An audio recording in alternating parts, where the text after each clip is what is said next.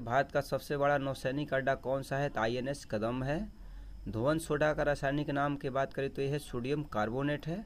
और खाने का सोडा का रासायनिक नाम पूछे तो सोडियम बाइकार्बोनेट है। बहुत बार एग्जामों में पूछे जाते हैं इससे रिलेटेड प्रश्न, जैसे सोडा हो गया, खाने का सोडा हो या धोवन का सोडा, इसके रासायनिक नाम बराबर पूछे जाते हैं एग्जामों में।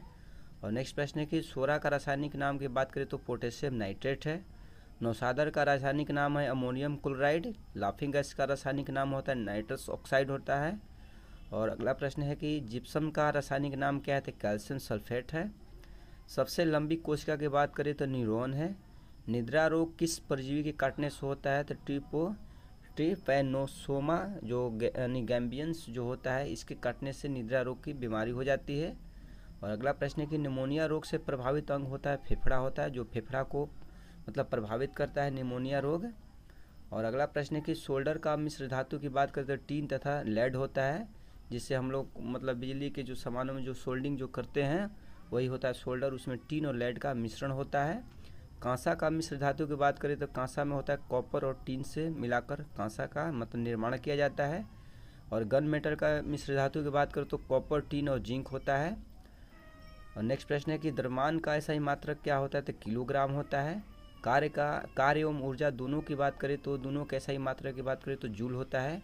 बहुत इंपॉर्टेंट प्रश्न है, बहुत बार एग्जामों में पूछे जाते हैं। कार्य का ऐसा ही मात्रक क्या है? तो जूल होता है। ऊर्जा का ऐसा ही मात्रक भी जूल होता है। चुंबकीय फ्लक्स का ऐसा ही मात्रक क्या होता है? तो वेबर होता है। ज्योति फ्लक्स का ऐसा ही मात्रक की बात करें तो ल्यूमेन होता है। प्रदीप्त घनत्व का ऐसा ही मात्रक होता है लक्स होता है। बहुत इंपॉर्टेंट प्रश्न है, ये सब आप लोग इसे 1 से 2 बार जरूर पढ़ लीजिएगा, बहुत बार एग्जामों में पूछे जाते हैं ऐसे प्रश्न। भारत में कितने विश्व यूनेस्को विश्व विरासत यानी विरासत साइट है? तो 37 है। और नेक्स्ट प्रश्न की बात करें तो देश का प्रथम खादी मॉल किस शहर में खोला गया है? तो रांची में। नाटो की स्थापना कब की गई थी? तो 1949 में की गई थी। अर्थशास्त्र का नोबेल पुरस्कार किस भारतीय को मिला था? तो अमिताभ स्वयं को मिला था। ब्रिक्स में कुल कितने देश शामिल है? तो 5 देश इसमें शामिल है। जिन शब्द का प्रयोग सर्वप्रथम किसने किया? तो जोहानसन ने किए थे। भारत में वन अनुसंधान संस्थान कहाँ पर स्थित है? देहरादून में है। घरेलू उपयोग में पाया जाने वाला चीनी में पाया जाता है सुक्रोज पाया जाता है। किसे भविष्य की धातु कहा जाता है? तो टाइटेनियम को कहा जाता है भविष्य की धातु। जीएसटी का गठन किस अनुच्छेद के अंतर्गत किया गया? तो 279 के एक अंतर्गत किया गया। जीएसटी पारित किया गया यानी 122वें संशोधन के तहत पारित किया गया था। जीएसटी परिषद का मुख्यालय की बात करें तो दिल्ली में स्थित है। जीएसटी अपनाने वाले देशों की कुल संख्या कितनी है? तो पूरी विश्व की बात करें तो 160 देश है। जीएसटी कितने प्रकार के होते हैं? 3 प्रकार के होते हैं, CGST, SGST और IGST। आप लोग को पता है कि जीएसटी से रिलेटेड बहुत बार एग्जामों में पूछे जा रहे हैं प्रश्न, इसलिए इसमें प्रश्न ऐसे मैं समाहित कर लिया हूं ताकि आप लोग को एग्जाम में छूटे ना प्रश्न। और अगला प्रश्न है कि हिंदी दिवस कब मनाया जाता है? तो 14 सितंबर को। किस विटामिन की कमी से खून का बहना बंद नहीं होता है?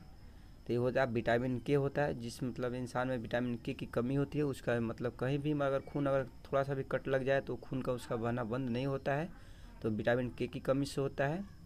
भारत की पहली महिला मुख्यमंत्री कौन थी? तो सुचेता कृपलानी थी। और अगला प्रश्न यहाँ पर है कि काजीरंगा मरुस्थल का नाम क्या है? तो थार है। नहीं, यहाँ पर सॉरी दोस्तों, यहाँ पर प्रश्न है कि भारतीय मरुस्थल का नाम क्या है? तो थार है। काजीरंगा राष्ट्रीय अभ्यारण्य किस राज्य में है? तो असम में है। पृथ्वी अपनी धुरी पर किस दिशा में घूमती है? तो पश्चिम से पूरब की ओर घूमती है। जो काजीरंगा है जो, ये बहुत इंपॉर्टेंट प्रश्न है दोस्तों, बहुत बार एग्जाम में पूछे जाते हैं। तो ये असम में स्थित है। और अगला प्रश्न यहाँ पर है कि उज्जैन किस नदी किनारे स्थित है? क्षिप्रा नदी किनारे स्थित है। कौन सी धातु बिजली के सबसे अधिक सुचालक होता है? तो चांदी होता है। और अगला प्रश्न यहाँ पर है गोबर गैस में मुख्य रूप से क्या पाया जाता है? तो मीथेन पाया जाता है। पशुओं में मिल्क फीवर बीमारी किसकी कमी से होती है? तो कैल्शियम की कमी से होती है। भारत का अंतिम गवर्नर जनरल की बात करें तो श्री राजगोपालचारी है। और अगला प्रश्न यहाँ पर है एलपीजी गैस में क्या होता है? तो ब्यूटेन होता है। सबसे प्राचीन वेद कौन सा होता है? तो कौन सा है? तो ऋग्वेद है। प्रथम पंचवर्षीय योजना कब प्रारंभ हुआ था? तो 1951 में हुआ था। और नेक्स्ट प्रश्न है यहाँ पर कि चीनी यात्री हेनसोंग ने किस विश्वविद्यालय में अध्ययन किया था? तो नालंदा में। और बात करके नालंदा कहाँ पर स्थित है? तो बिहार में स्थित था पहले, बहुत ही मतलब ये बहुत इंपॉर्टेंट यहाँ पर विश्वविद्यालय था पूरा विश्व में। जो यहाँ पर विदेशी यात्री जो थे हेनसोंग, ये मतलब नालंदा विश्वविद्यालय में शिक्षा ग्रहण किए थे। सूर्य के प्रकाश से कौन सी विटामिन मिलता है? तो विटामिन डी मिलता है।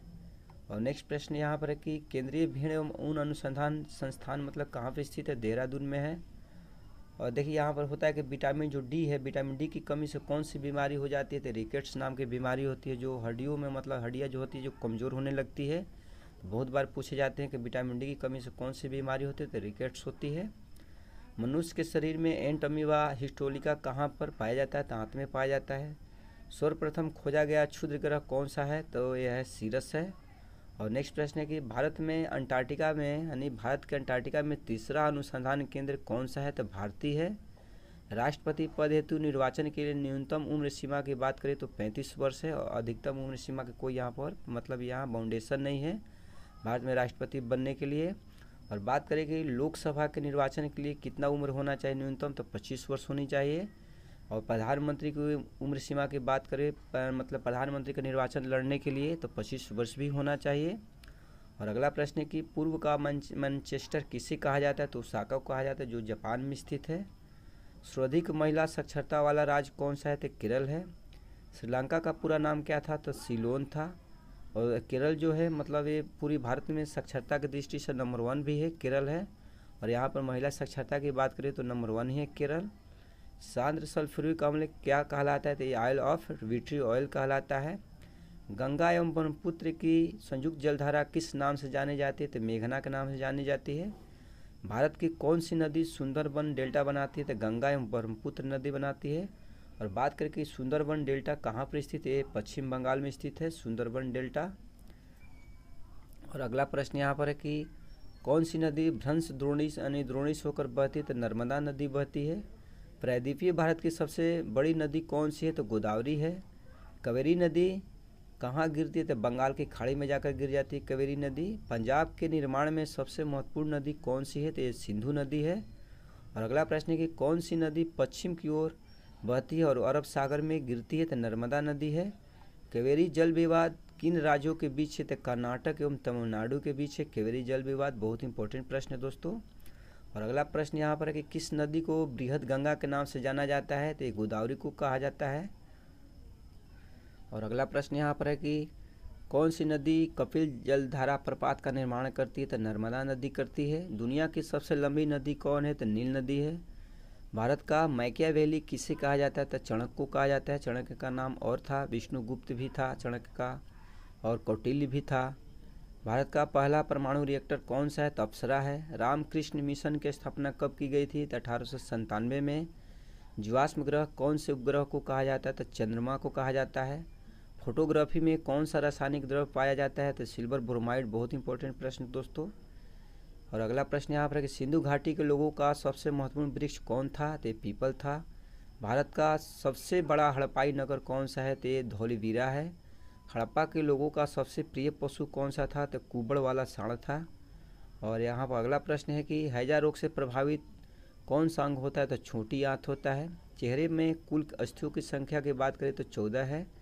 टैक्सिकोलॉजी का संबंध किस अध्ययन से है? तो विषयों का अध्ययन किया जाता है इसमें। भारतीय खनिज पदार्थों का भंडार कहलाता है छोटा नागपुर का पठार कहलाता है। तो दोस्तों आप लोगों को वीडियो कैसा लग रहा है? दोस्तों अच्छा लगा तो लाइक सब्सक्राइब करना मत भूलिएगा, क्योंकि मेरे चैनल पर पर डे 1 से 2 वीडियो अपलोड किए जाते हैं दोस्तों। इसमें आप लोग देख रहे हैं जितने भी प्रश्न समाहित किए गए किसी न किसी एग्जाम में बार बार प्रश्न पूछे गए हैं। आने वाले एग्जाम के लिए बहुत ही अच्छे साबित होंगे दोस्तों। चलिए स्टार्ट करते हैं, देखते हैं अगला प्रश्न। इसमें हम लोग अगला प्रश्न है कि तंबाकू के उत्पादन में भारत का विश्व में कौन सा स्थान है? तो तीसरा स्थान है। भारत में सीमेंट उत्पादन में अग्रणी राज्य कौन सा है? तो राजस्थान है। और यहाँ पर बात करें कि भारत में सबसे ज़्यादा तंबाकू किस मतलब राज्य में उत्पादन होता है? तो ये होता है आंध्र प्रदेश में होता है। और सीमेंट उत्पादन में अग्रणी राज्य की बात करें तो राजस्थान है। पृथ्वी की आयु का मापन किस विधि द्वारा किया जाता है? तो यूरेनियम विधि द्वारा किया जाता है। सर्वोत्तम किस्म का संगमरमर कहाँ पर पाया जाता है? तो मकराना में पाया जाता है, जो राजस्थान में स्थित है मकराना। सबसे छोटा महाद्वीप कौन सा है? तो ऑस्ट्रेलिया महाद्वीप है। और नेक्स्ट प्रश्न है कौन सा क्षेत्र लौह क्षेत्र है? तो कुंद्रे मुख है, जहाँ से मतलब लोहे का उत्पादन किया जाता है, यहाँ पर मतलब निकाला जाता है। ऊष्मागतिकी का प्रथम नियम किस अवधारणा की पुष्टि करता है? तो ऊर्जा संरक्षण की। हाइड्रोजन बम किसने विकसित किया? तो एडवर्ड टेलर ने। परमाणु बम का आविष्कार किसने किया? तो रॉबर्ट ओपेनहीमर ने किया था। और नेक्स्ट प्रश्न यहाँ पर है कि गैस इंजन की खोज किसने की? तो डेमलर ने। मछलियों के यकृत तेल में किसकी प्रचुरता होती है? तो विटामिन डी पाया जाता है। ऊन का सबसे ज़्यादा उत्पादन करने वाला देश कौन सा है? तो ऑस्ट्रेलिया है, सबसे ज़्यादा विश्व में ऊन का उत्पादन करता है। भारत की पहली महिला शासिका की बात करें तो रजिया सुल्तान थी। और अगला प्रश्न है कि अंतरिक्ष यात्री को बाहर का आकाश कैसा दिखाई देता है? तो काला दिखाई देता है। एक्सरे का आविष्कार किसने किया? तो रॉन्टजन ने किया। बहुत इंपॉर्टेंट प्रश्न है। पूर्वी भारत का पहला सीएनजी स्टेशन कहाँ शुरू किया गया? तो भुवनेश्वर में। भारतीय नौसेना की पहली महिला पायलट कौन बनी? तो शुभांगी स्वरूप है। बहुत इंपॉर्टेंट प्रश्न है।